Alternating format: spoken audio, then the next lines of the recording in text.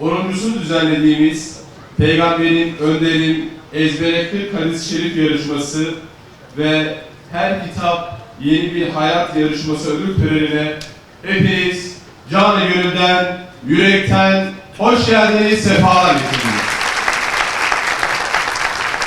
Gönüllerinize şifa olması temennisiyle Üsküdar Hakkı Demir Anadolu İmam Hatip Lisesi öğrencilerinden İsmail Berat Ağacakaya kardeşimizi Kur'an-ı Kerim tilavetini gerçekleştirmek üzere sahneye davet ediyorum. Euzubillahimineşşeytanirracim. Bismillahirrahmanirrahim. İnnellezîne qâlû Rabbunallâhu thumme istakâmû tetenezzelu aleyhimul melâike. Genel Başkanımız Sayın Abdullah Ceylan Beyefendi'yi huzurlarınıza arz ediyorum.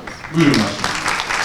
Kurulduğu ilk andan itibaren 1951'den bu yana Celal Hoca'nın samimiyetini, Celal Hoca'nın istikametini sürdüren, çift kanatlı gençler yetiştirmek için mücadele eden okullar burası. Bizler önder olarak, İmam Hatip Camiası olarak, burada Din Öğretimi Genel Müdürlüğü, Milli Eğitim Bakanlığımız gerçekten çağın ötesinde bir genç yetiştirme gayretiyle ve heyecanıyla mücadele ediyoruz.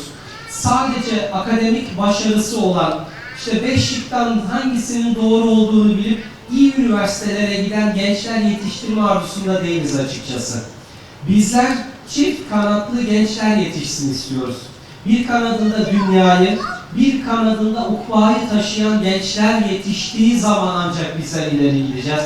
Peygamber Aleyhisselam'ı rehberi gören, Allah rızası için samimiyetle gayret eden, bir yandan da teknolojisiyle, kültürüyle, sporuyla, sanatıyla dünyayı kuşatan, dünyanın bir adım ötesinde yol yürüyen gençler yetiştirdiğimiz zaman Allah'ın izniyle çok daha güçlü, çok daha güzel günlerimiz gelecek. O zaman Filistin'in özgürlüğünü çok daha net ve güzel ve güçlü bir şekilde konuşacağız, dillendireceğiz ve savunacağız Allah'ın izniyle. O zaman Doğu Türkistanlı kardeşlerimizin derdini, davasını sadece sözlerimizle değil, gücümüzle, sözlerimizle ve eylemlerimizle ortaya koymuş olacağız.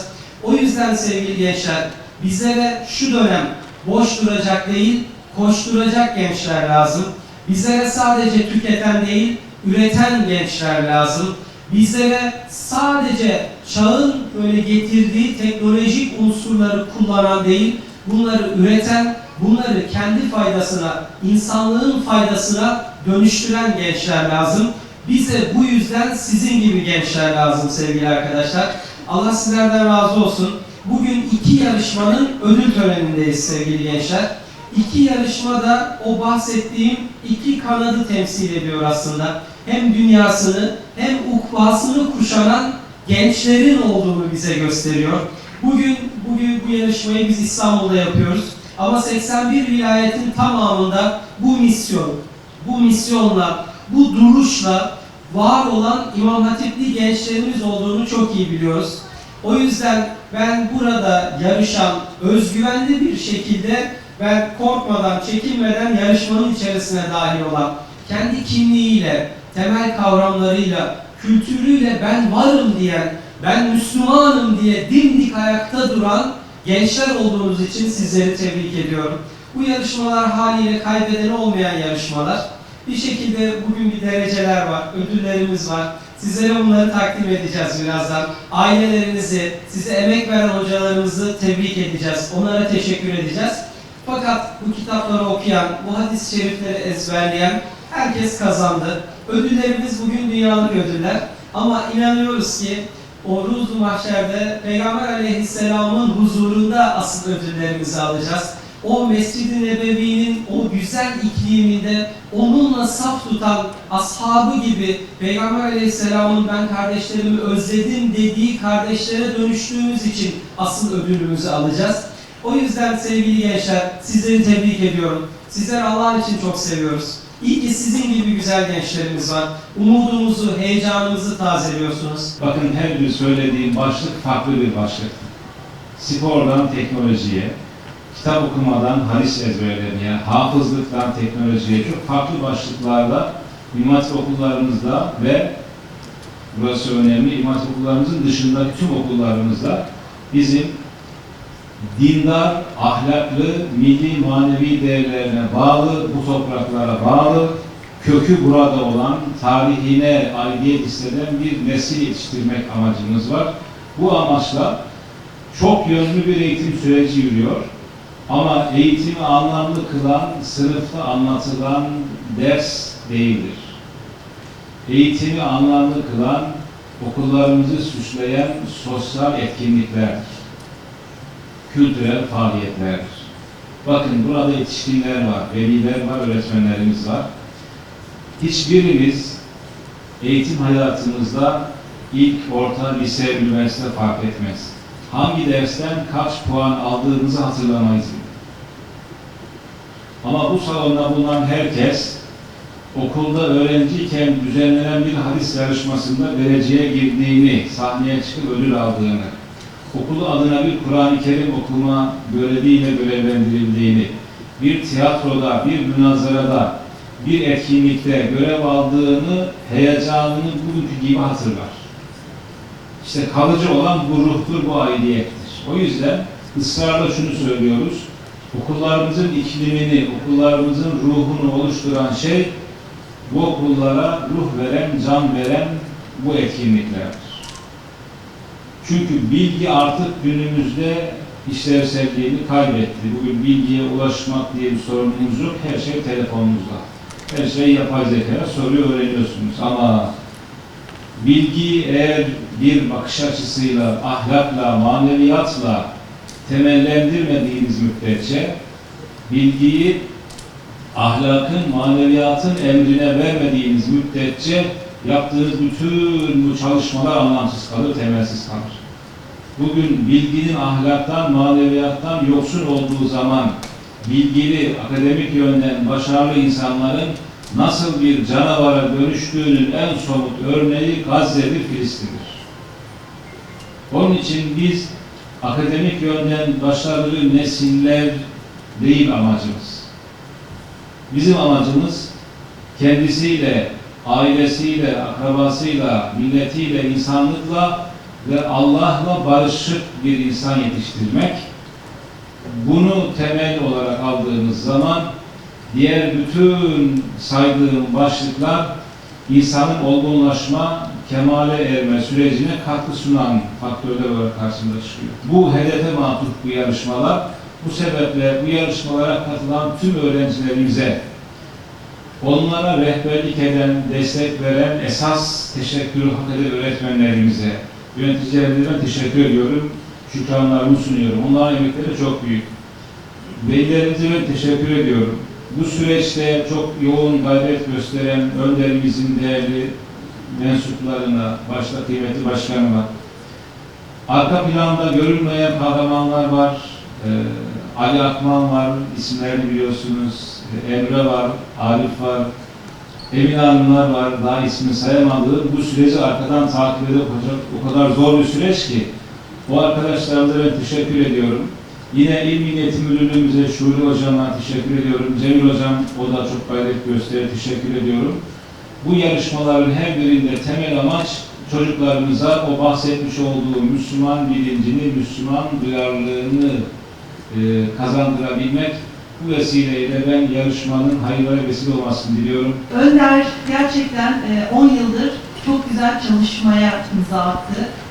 Kitap okuma yarışması ve hadis ezberleme yarışması gerçekten her kademesinde yer aldığım için detaylarını da biliyorum. Öğretmenken de, müdür yardımcısıyken de Önder yarışmasına katılan, gerçekten değerini anlayan birisi olarak konuşuyorum. Çok kıymetli. Bunun gelip burada bir öğrencilerimizin bir kısmı ödülünü alacak ama bunun geri planında yüzlerce, binlerce öğrencimiz buna dahil oldu. Bu çok kıymetli. Sizlerle yaptıkları o kritik çalışmaları çok önemli. Hadis ezberleme çalışmaları, anlamlarına vakıf olmaları çok kıymetli. Bu anlamda önderimize çok teşekkür ediyorum. Bu anlamlı çalışmaya imza attığı için. İmam hatiplerimizin geldiği noktada çok büyük katkısı var. Önderimizin her zaman bizim yanımızda, biz onların yanındayız. Sahada yarışmaları uygulamaya koymada onlara destek oluyoruz. İlçe müdürlerimiz, tabii ki okul müdürlerimiz ve öğretmenlerimizle birlikte. Öğretmenlerimiz sahip çıkmasa bugün burada öğrencilerimiz bu başarıya imza atmayacaklar. Onun için en büyük teşekkürü ben kıymetli öğretmenlerimize yapmak istiyorum. Tabii en büyük teşekkürü hak eden velilerimiz bu okulları tercih etti. Çok büyük bir imtihan. Yani bizim okullarımız şu anda yüzdelik dilim olarak %10'un üstünde olan okullar değil. %0'larda, %1'lerde, %2'lerde olan okullar. Velilerimiz büyük bir imtihan yaşıyor bu anlamda. 500 puan alıp 480 puan alıp İmam Hatip tercihini yapan siz kıymetli velilerimi ben tebrik ediyorum ve alkışlıyorum. Bu çok değerli. İnşallah bu hafta LGS, haftaya YKS sınavında ben bu sene çok büyük başarılara imza atacağımızı düşünüyorum. Bir YKS annesi olarak da inşallah okullarımız gerçekten çok gayretli bu anlamda. Ortaokul giriş sınavlarında da bunu gördük bu sene. İzdiham yaşandı okul bahçelerinde. İnşallah nitelikli okul sayılarımızı arttırarak, bu sene kontenjanları arttırdık. Daire başkanımızın, genel müdürlüğümüzün öncülüğünde ama seneye de inşallah nitelikli okul sayılarımızı arttırarak, her sene üstüne ekleyerek daha iyiye, daha güzele gitmeye çaba sarf edeceğiz. Öncelikle yarışmanın tertibinde emeği geçen, başta Önder Genel Başkanımız olmak üzere, Din Öğretimi Genel Müdürlüğümüz olmak üzere, kıymetli hocalarım olmak üzere hepinize çok çok teşekkür ediyorum. Katılımları için öğrencilerimize teşekkür ediyorum, onları tebrik ediyorum. Burada olmayan ve bu sürece dahil olan tüm öğrencilerimi tebrik ediyorum. Hayırlara vesile olmasını temenni ediyorum. Teşekkürler. Kıymetli misafirlerimiz, 10.sunu düzenlediğimiz Her Kitap Yeni Bir Hayat yarışmasının en zor aşamalarından bir tanesi de takdir edersiniz ki soruları hazırlamaktır. Kocaman alkışlar kıymetli hocalarımıza gelsin. Şimdi de değerli hocalarımıza hediye takdimi için Önder İmam Hatipler Derneği Genel Başkanımız Abdullah Ceylan'ı sahneye davet ediyorum.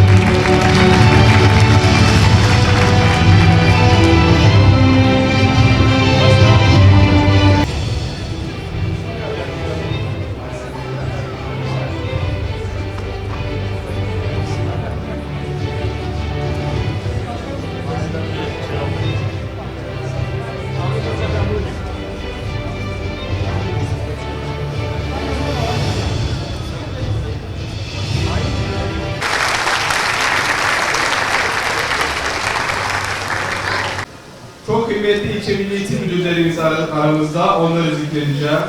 Şu anda sahnemizde Her Kitap Yeni Bir Hayat yarışmamızda 6 ile 20. sırayı paylaşan kardeşlerimiz var. Kardeşlerimize 5.000 ila 14.000 TL arasında ödüllerimiz şu anda takdim ediliyor.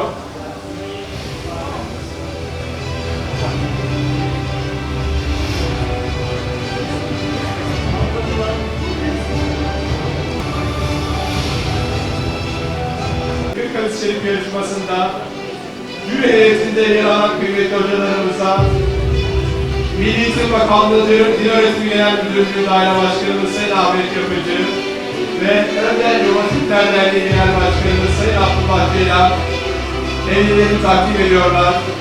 Kendilerine teşekkür ediyoruz.